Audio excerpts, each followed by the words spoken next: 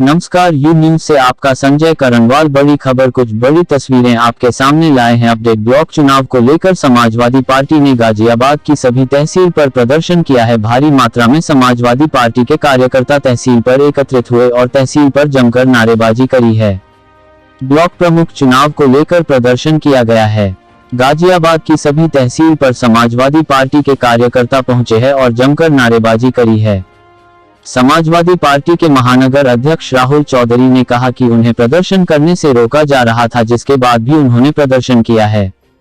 आगे भी प्रदर्शन ऐसे ही चलते रहेंगे। राहुल चौधरी ने कही है कि 2022 के चुनाव में समाजवादी पार्टी सरकार बनाएगी। अखिलेश यादव एक बार फिर से उत्तर प्रदेश के मुख्यमंत्री बनेंगे। अब देखना है कि आने वाले चुनाव में क्या नतीजे रहते हैं।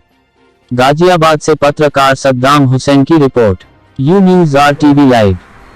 राहुल जी, चुनाव होने के बाद आज सपा प्रदर्शन करने जा रही थी, किस तरीके से प्रदर्शन किया गया और प्रशासन की तरफ से क्यों रोका गया? देखिए, क्योंकि उत्तर प्रदेश की सरकार ये भली बात ही जानती है कि जिला पंचायत के चुनाव में और ब्लॉक प्रमुख के चुनाव में सीधे सीधे लोकतंत्र की हत्या हुई है, और उसी के विरोध में आज समाजवादी पार्टी के राष्ट्रीय अध्यक्ष माननीय अखिलेश यादव जी के आह्वान पर हम लोग उत्तर प्रदेश की सभी तहसीलों पर अपनी लगभग 2 दर्जन मांगों को लेकर के अपना ज्ञापन और प्रदर्शन करने जा रहे थे।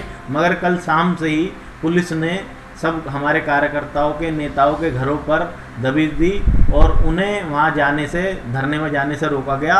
मगर उसके बावजूद भी आज हमने जोरदार तरीके से गाजियाबाद सदर तहसील पर धरना दिया, प्रदर्शन किया और महामहिम राज्यपाल जी को ज्ञापन सौंपा।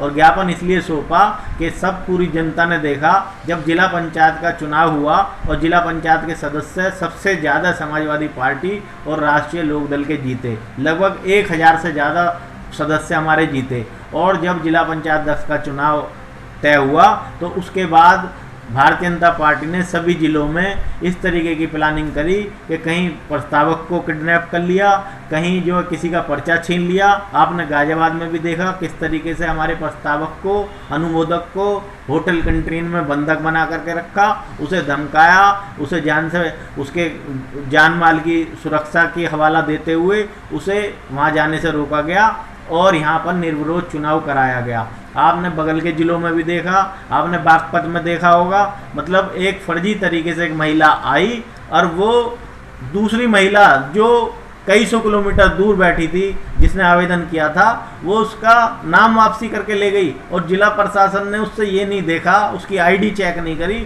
और पर्चा वापस कर दिया।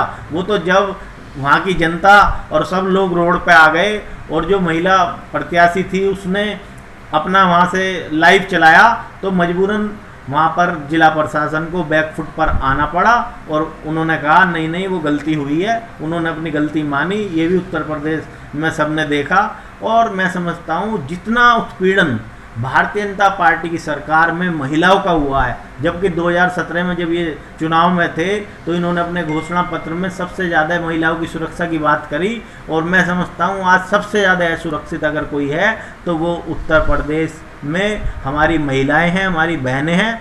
और बात करें उनकी सुरक्षा की तो चाहे उनके विधायक हो भारतीय जनता पार्टी के, चाहे सांसद हो, वही महिलाओं के उत्पीड़न में दोषी पाए गए। आज किसान काले कानून के विरोध में 8 महीने से धरने पर बैठा है और भारतीय जनता पार्टी की देश की और प्रदेश की सरकारों के कानों पर जूं नहीं रेंग रही। वो ये नहीं पूछ रही कि देश का अन्नदाता जब अब की बार पारा 44 और 45 डिग्री तक पहुंच गया और वो रोड पर बैठा था तो किसी ने पूछा नहीं जा करके कि आप क्यों बैठे हो, जबकि सरकार की जिम्मेदारी है। सरकार जब चुनाव में है, प्रधानमंत्री सबके हैं, मुख्यमंत्री सबके हैं, उनको सबके हितों का ध्यान रखना चाहिए। इसलिए मैं समझता हूँ आज नौजवान बेरोजगार है, नौजवानों को रोजगार देने की बात करी थी, आज पढ़ा लिखा नौजवान रोजगार है और उनकी सरकार के मंत्री कहते हैं कि अगर किसी पर रोजगार नहीं है तो पकोड़े तल लिए जाएं। और पकोड़े भी कहाँ से तले? आज तो मैं समझता हूँ सरसों का तेल भी देसी घी के बराबर पहुँच गया है। तो किसी भी तरीके से सरकार अपने वायदे पर खरी नहीं उतरी। इसलिए मैं समझता हूँ 2022 के चुनाव में जनता इंतजार कर रही है समाजवादी पार्टी के राष्ट्रीय अध्यक्ष अखिलेश यादव जी को पुनः मुख्यमंत्री बनाने की, क्योंकि अगर विकास किसी ने किया है तो वो समाजवादी पार्टी ने किया है। उसी से डरी हुई है समाजवादी पार्टी से भारतीय जनता पार्टी। इसीलिए जब लोकतंत्र में सबको बोलने की आज़ादी है, सबको अपनी बात रखने की आज़ादी है, तो भारतीय जनता पार्टी को आखिर क्या दिक्कत है कि वो घरों में लोगों को रोकना चाहती है समाजवादी पार्टी के नेताओं को, कार्यकर्ताओं को? क्यों नहीं उन्हें आकर के अपनी बात रखने दी जाती? क्यों उन्हें प्रदर्शन नहीं करने दिया जाता? क्यों उनका ज्ञापन लेने में दिक्कत आ रही है? दिक्कत केवल यही है कि वो समझ चुके हैं कि उनकी जो सरकार है अब कुछ दिनों की मेहमान है, उन्हें जाना है। क्योंकि जाना इसलिए क्योंकि जनता ने मन बना लिया है उनको वापस भेजने का। मतलब ये सब काम किस लिए किया जा रहा है? क्या पार्टी के लोगों पे दबाव बनाने के लिए? कौन सा काम? जिस तरीके से प्रदर्शन करने से रोका जा रहा है। हाँ, ये तो सीधा सीधा है कि पार्टी लोगों पर दबाव बनाया जाए, उन्हें डराया जाए, उन्हें धमकाया जाए, ताकि वो अपनी बात लोकतंत्र में लोकतांत्रिक तरीके से ना कह पाएँ। मगर उसके बावजूद भी आज मैं बधाई देना चाहता हूँ अपने समाजवादी पार्टी के सभी सम्मानित कार्यकर्ताओं को, नेताओं को। उन्होंने दबाव के बाद भी आज हज़ारों की संख्या में गायबाद तहसील पर जोरदार जो है धरना प्रदर्शन किया और मां महिम राज्यपाल जी को अपना ज्ञापन सौंपा। मेरे साथ बस इतना ही। बाकी की तमाम खबरों के लिए देखते रहिए यू न्यूज़।